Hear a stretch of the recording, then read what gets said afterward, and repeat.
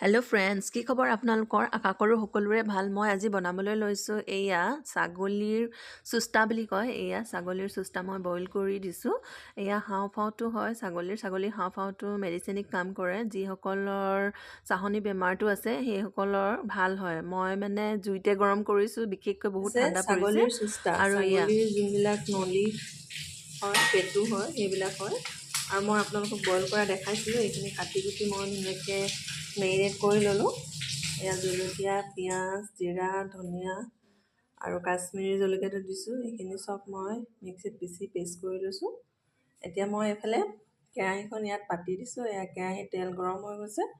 কেৰাহীত তেল গৰম হোৱাৰ লগে লগে মই ইয়াত জিৰা কেইটামান দি দিম। ইয়াত লগে লগে মই মাংসখিনি মেৰিনেট কৰি থৈছিলোঁ, ছাগলী চুস্তাখিনি দি দিম ইয়াত। এয়া জিৰা দি দিছোঁ আৰু লগতে এতিয়া তেজপাত দি দিম।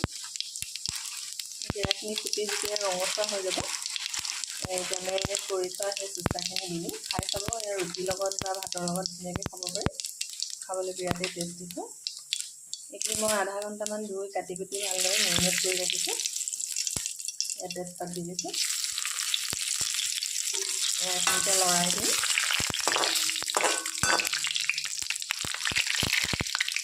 জিৰাখিনি ফুটি একেবাৰে হৈ গৈছে।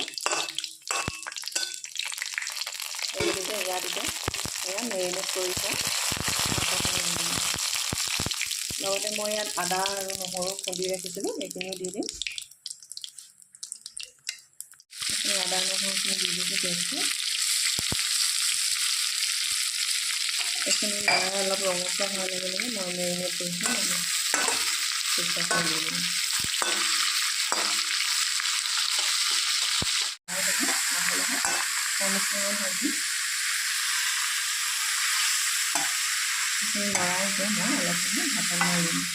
ঢাকন মাৰি এইখিনি 5 মিনিটমান ভালদৰে সিজিব দিম। এয়া মাংসখিনি এনেদৰে লৰাই সিজাই থাকিলে কম স্কিমত সিজি যায়। এতিয়া মোৰ মাংস প্ৰায় সিজি গৈছে। সেয়ে আপোনালোকে এনেদৰে ট্ৰাই কৰিব।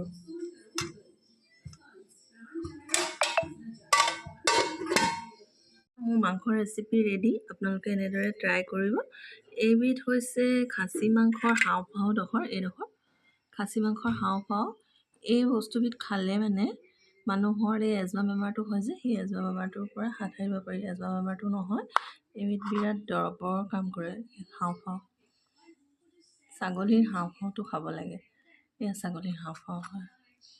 আজিলৈ আহিছোঁ। অন্য এটা ভিডিঅ'ত লগ পাম বুলি আশা কৰিছোঁ। সকলো সুস্থ থাকক, ক'বলৈ থাকক। বাই।